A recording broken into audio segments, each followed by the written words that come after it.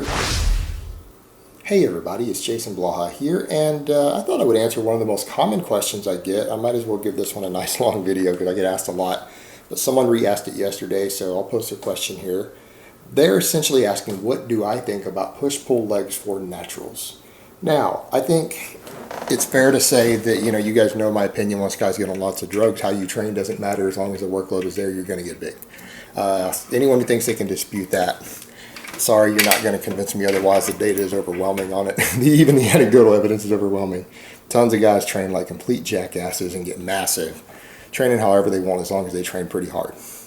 So we're talking about naturals here. Now, what I want to state with this, if you train different and you don't happen to agree with my opinion because your life experience is that training a certain way has produced good results for you, you're happy with your progress, you're making good gains, you think you're making gains at the rate that you're happy with, you enjoy how you train and it motivates you to go to the gym, my opinions and my thoughts on this probably don't matter, and that's okay because you're doing what works for you, you're happy with the results, and you're happy with the lifestyle and the training that you're doing. There's nothing wrong with that. More power to you. Everyone should find what gives them the results and makes them happy.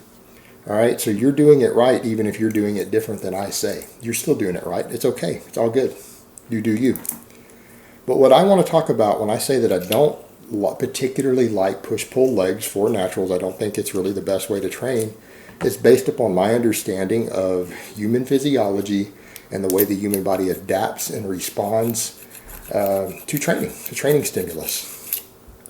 So the first problem I see is that with push-pull legs, you oftentimes are not getting enough muscle protein synthesis uptime for each individual muscle to gain muscle mass, at least at an optimal rate. And I hate to use that word optimal. Let's throw that word optimal out. At the fastest rate possible. But a lot of guys try to get around that by doing more than 3 days a week. They end up going 5 or 6 days a week and doing push-pull legs up to 2 times a week each. But then you're running into the issue of it's so, in a way, counterproductive. If your goal is to gain muscle mass and you're drug-free, training 5 or 6 days a week with actual weights isn't really ideal. You're not going to gain muscle faster training at an ultra-high frequency. That's a great way to gain strength. If you're performing the same exercises, let's say you're performing the barbell squat or the bench press or the overhead press 5 or 6 times a week to gain strength and work on technique and neuromuscular efficiency, that's a good way to gain maximum strength on a specific exercise. It's not the best way to gain muscle mass. I honestly believe, based upon everything I've seen over the years, that lifting weights more than about 3 to 4 days a week to gain muscle mass is in and of itself kind of pointless. It doesn't really help you gain muscle faster. All it does is burn through calories and maybe help you burn off some pent-up aggression and steam. It can be a good therapeutic tool, but as far as actually stimulating growth, not really. So it's kind of like they end up having to be in the gym 5 or 6 days a week. And I don't know. I'm not a big fan of that. I think that's a good way to injure yourself, to burn out, whatever. I think your injury rates are going to be higher, particularly as a drug-free lifter doing that. I'm just not a fan. So we come back to the issue of only 3 days a week with push-pull legs. Well, it just doesn't create the ideal environment for muscle protein synthesis uptime, because your muscles only grow for up to, at the most, about 48 hours from the time you finish training it. So if you train your bicep or your hamstring, it stops growing within 48 hours. So you can see how the push-pull legs creates a problem unless you run a really high frequency. So hopefully guys kind of understand that you're only growing 2 days out of the week on most of your major muscle groups, when you could be growing more with a different style of training, even done at the same frequency where everything gets hit more often. Now, that being said, do guys still make good progress doing push-pull legs? Yeah. Because I guess what the point comes down to is ultimately, when we're getting maximum muscle protein synthesis uptime, as I always like to say it, I know it sounds a bit pretentious, you're probably really only gaining 10%, 15% more muscle per week by doing that, because you're not necessarily progressing on every workout. So basically all you're doing oftentimes, since you're not getting stronger on every workout, you might not even be getting stronger every week. So really, you're just almost in a way just reboosting the muscle growth a little bit and reinforcing the previous workouts for a little more muscle growth, because you may not be increasing anything. If you're not getting stronger, not adding progressive overload, you're really just, again, reinforcing and re-stimulating the growth from before. And at a certain point, by the time you've done that 3 times, you're not really growing anymore anyways. So the argument that could be made for why you can still get away with push-pull legs, it might not be ideal.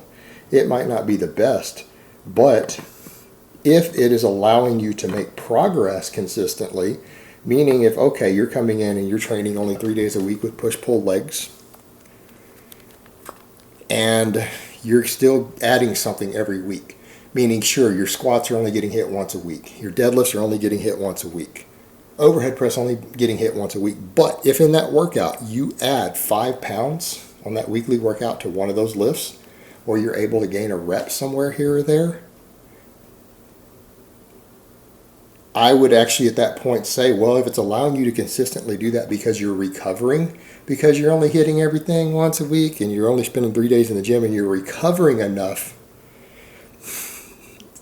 to actually make progress weekly, you're probably going to do pretty damn good on a push-pull legs. And I'm someone who doesn't like push-pull legs, and I'll be the first to admit, but if it's allowing you to make consistent progress, even if it's not giving you the most growth uptime every week, you could still make really great gains doing that. Why? Because you're progressing. And that's what it comes down to. We can argue all day long about frequency, volume, workload, recovery, but you know what?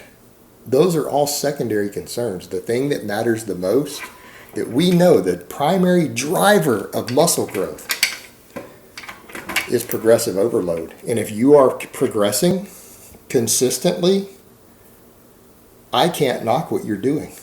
There's literally no argument that I can think of that would be intellectually honest if I were to say, yeah, but you're not doing the best possible even though you're progressing every week. If your big lifts are progressing even 0.5% every single week, they're going up somewhere. You're picking up a rep somewhere. You're adding 2, 3, 5 pounds every week. Even if I think that your breakup isn't ideal, you're still probably gaining as much muscle or close to as you're going to gain. You're still probably making at least 90% of the progress you could be making. How can I knock that? So that's the issue we get into of it. We're getting into a technicality, an argument of, well, maybe it's not ideal from a programming perspective. I could make a much better case for full body 3 days a week over your push-pull legs 3 days a week. Yeah, I could.